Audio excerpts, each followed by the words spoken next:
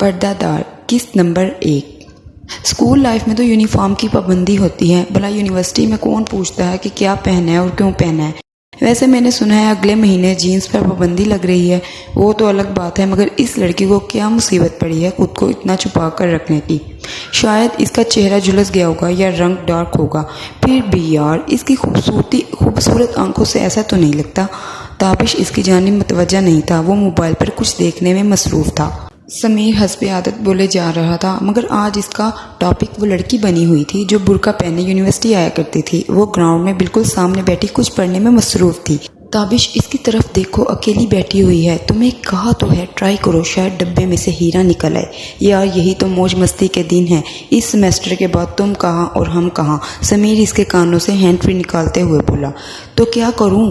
اس کا نقاب اتروا دو، تابش نے سمیر کی جانب گھورتے ہوئے کہا۔ تابش ہینڈ فری میں سے بھی اس کی بورنگ باتیں سن سکتا تھا۔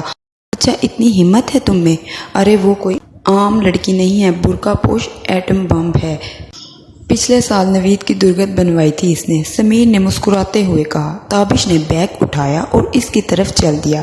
ارے بھائی مذاق کر رہا تھا، تم تو سیریس ہی ہو گئے، سمیر اسے یوں جاتا دیکھتے ہوئے بولا۔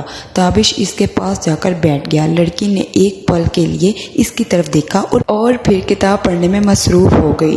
اگر آپ کے پاس کچھ وقت ہے تو ہم بات کر سکتے ہیں، تابش نے مدھم سی آواز میں کہا۔ لڑکی نے کوئی جواب نہ دیا۔ دراصل میرا دوست مجھ سے شرط لگا چکا ہے کہ میں آپ کا چہرہ نہیں دیکھ سکتا، پلیز ایک پل کے لیے میرا ساتھ دے دیجیے پلیز، تابش نے التجائیہ لہجے میں کہا۔ لڑکی نے ایسے ریئیکٹ کیا جیسے اس نے کچھ سنا ہی نہیں۔ پلیز میری بات کو سمجھنے کی کوشش کرو، میں ایسا ویسا لڑکا نہیں ہوں۔ تابش نے اس کے نقاب کی جانب ہاتھ بڑھایا۔ لڑکی نے زوردار تھپڑ اس کے منہ پر رسید کیا اور جلدی سے اٹھ کر وہاں سے چلی گئی۔ لڑکی کی تیر سی نظروں میں غصہ واضح تھا۔ یہ پہلی بار ہوا تھا تابش اس یونیورسٹی کا سب سے چھچھورا لڑکا تھا۔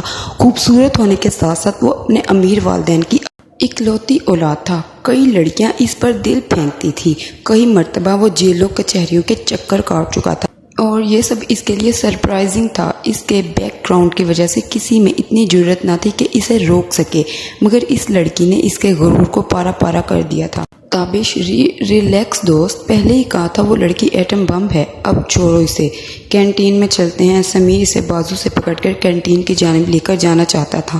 تابش نے اس کا ہاتھ جھٹک دیا اور بیگ پکڑ کر باہر کی جانب چلا گیا۔ اس کی آنکھیں غصے سے لال ہو چکی تھی، وہ کچھ بول نہ پا رہا تھا۔ سمیر بھی بیگ پکڑ کر اس کے پیچھے چلا گیا۔